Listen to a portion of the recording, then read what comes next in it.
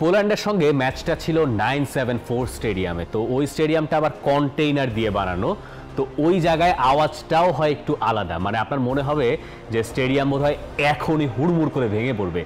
যখন আর্জেন্টিনার সমর্থকেরা ওই জায়গায় পুরোপুরি গ্যালারি ভর্তি করে হাজির হয়েছেন, ম্যাচ শুরুর আগে থেকে মনে হচ্ছে স্টেডিয়াম শেক করছে।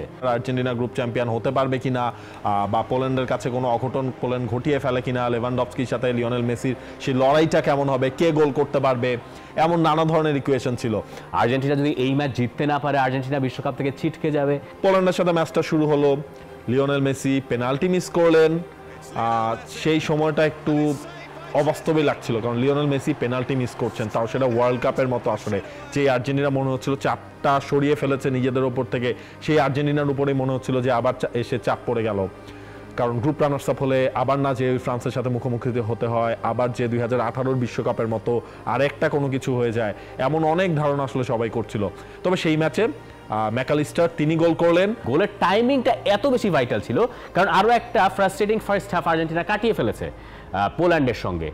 46 মিনিটে, মানে সেকেন্ড হাফ শুরু হয়েছে তার প্রথম মিনিটে প্রথম অ্যাটাক থেকে আর্জেন্টিনা গোল করে বসলো, এবং পোল্যান্ড মনে হলো যে ওই জায়গায় একটু গা ছাড়া ভাব দিয়ে ফেলেছে।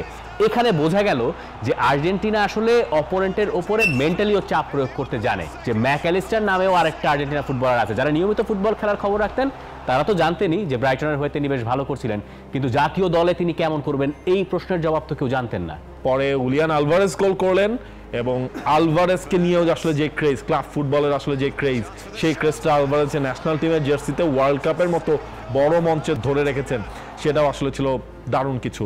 পোল্যান্ড শেষ পর্যন্ত খুব বড় বাধা হয়ে দাঁড়াতে পারেনি আর্জেন্টিনার জন্য, এবং ওই ম্যাচে পেনাল্টি যে লিওনেল মেসি মিস করেছিলেন এটা হয়তো অনেকে ভুলেও গেছেন এখন, কারণ ওই ঘটনাটা পুরোপুরি একটা ইনসিগনিফিকেন্ট ঘটনা হয়ে গেছে। এরপরে আর্জেন্টিনা রীতিমতো গ্রুপ চ্যাম্পিয়ন হয়েই সেই ধাক্কাটা সামলে তারা পরের রাউন্ডে উঠল। গ্রুপ স্টেজ পার হওয়ার পরে তখন একটা ব্যাপার মোটামুটি আস্তে আস্তে প্রতিষ্ঠিত হতে শুরু করেছে, যে মেসি বাদে কোনো পথ আর্জেন্টিনার সামনে নাই, মেসিকেই যা করার তাই করতে হবে। কিন্তু যদি মেসি কোনোদিন নাও পারেন, অন্য কেউ একজন হয়তো তার জায়গায় দাঁড়িয়ে যেতে পারেন। যে প্লেয়ারগুলো আমরা দেখেছি, সেটা কখনো হয়তো হয়েছে অ্যালেক্সিস ম্যাকালিস্টার, কখনো হয়তো হয়েছে এনজো ফার্নান্দেজ, কিন্তু তারা সবাই মেসির করে দেওয়া কাজের ওপরে, ওই ভিত্তির ওপর দাঁড়িয়ে কাজ করেছেন। For more updates, subscribe to our YouTube channel and click on the bell icon. Follow us on Facebook and Instagram. Download T-Sports app to enjoy exciting games and highlights. Visit tsports.com.